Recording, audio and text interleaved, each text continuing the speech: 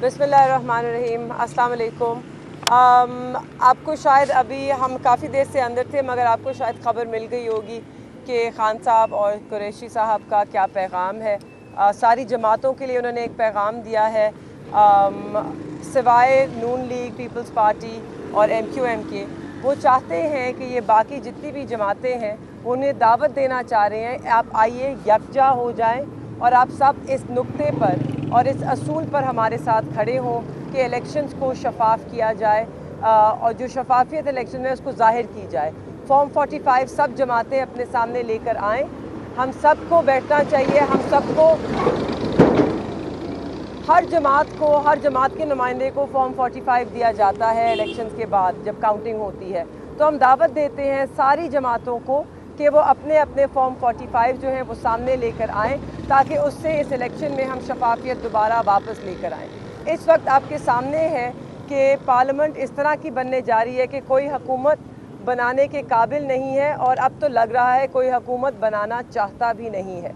पाकिस्तान तहरीक इंसाफ वो वाहिद जमात है जिसके पास, अगर तो उनके साथ ये धांधली ना की जाए, उनके पास मुकम्मल सीटें हैं कि वो अपनी हुकूमत बना सकती है।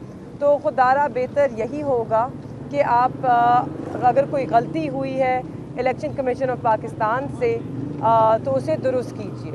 आज काकड़ साहब या ECP का स्टेटमेंट भी है कि हमने देर लगाई है मगर एक्यूरेट रिज़ल्ट्स दिए हैं।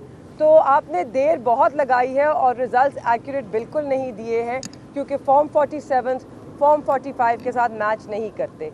और अब ये दावा सिर्फ मैं नहीं कर रही हूँ, ये मुख्तलिफ जमातों के नुमाइंदे भी ये दावा कर रहे हैं। सिंध में GDA ने प्रोटेस्ट कॉल की है, बलूचिस्तान में बहुत सारी जमातें हैं उन्होंने शटर डाउन कॉल की है, जमात इस्लामी को भी खदशात हैं। हर जमात इस वक्त आगे आ रही है। JUIF मौलाना फजल रहमान हो वो भी सवाल उठा रहे हैं।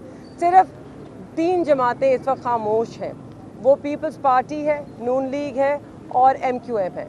मेरे ख्याल में पीपल्स पार्टी भी जल्द शायद बोल पड़ेगी या उनको भी बोलना चाहिए है। और मैं इस वक्त सराहना चाहती हूँ, सलाम करना चाहती हूँ उन नुमाइंदों को जैसे कि जमात इस्लामी के हाफिज़ नईम साहब हैं जिन्होंने ख़ुद ये कहा कि मैं ये इलेक्शन नहीं जीता हूँ और मैं इस नकली जीत को जो फ्रॉड पर मबनी है कबूल नहीं करता। ये पाकिस्तान तहरीक इंसाफ की सीट है और उन्हीं को जानी चाहिए। तो मुझे उम्मीद है कि इस तरह के और भी हमें एग्ज़ाम्पल्स मिलेंगे और भी लोग आगे आएंगे क्योंकि अवाम के वोट पर डाका डाल के आप अवाम पे हुक्मरानी नहीं कर सकते।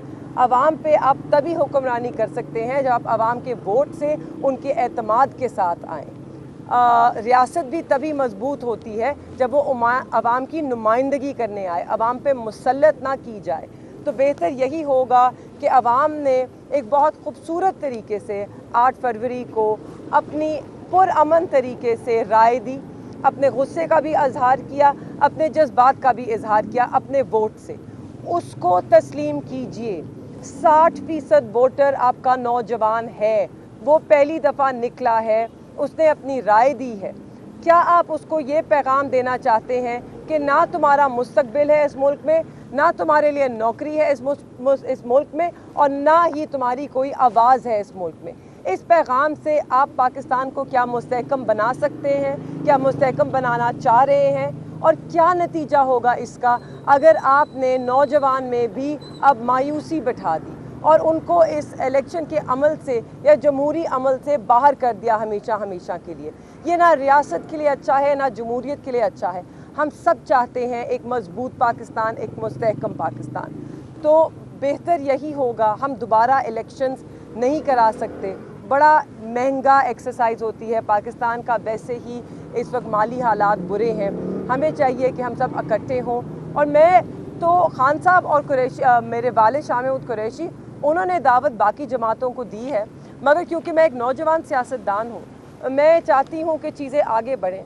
मैं तो ये उम्मीद नून लीग, पीपल्स पार्टी, MQM से भी करूँगी। शायद उन्हें कोई गैरत आ जाए और इस वक्त वो भी ये सोचें कि वो ज़बरदस्ती अवाम का मैंडेट चोरी करके उनके ऊपर हुकूमत नहीं कर सकते, वो भी नज़रसानी करें।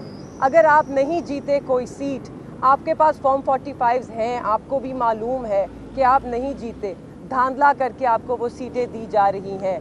दिल बड़ा करें, दिल बड़ा करें, फराख्तली का मुजाहरा करें, अपनी हार, अपनी शिकस्त तस्लीम करें, वोटर के वोट पे डाका ना डालें, क्योंकि आपने उसी वोटर के पास वापस जाना है। आपके पास उसके पास जाने के लिए कोई जवाब होना चाहिए। आप ना अपने आप को उनके हाथों जलील मत कराइए, उनकी राय तस्लीम कीजिए, उसके आगे सर झुकाएं। बस थैंक यू। मैं इसके अलावा और कुछ नहीं कहना चाहती। मुझे उम्मीद है कि election commission of Pakistan action लेगी। आज उन हमारे सारे केसेस जो हाई कोर्ट में कुछ लोग गए थे उन्हें इलेक्शन कमीशन का रुजू करने को कहा है। मुझे उम्मीद है कि इलेक्शन कमीशन इसको लंबा नहीं लटकाएगी, क्योंकि इस वक्त वो पाकिस्तान का मुस्तकबिल लंबा लटकाने जा रही है।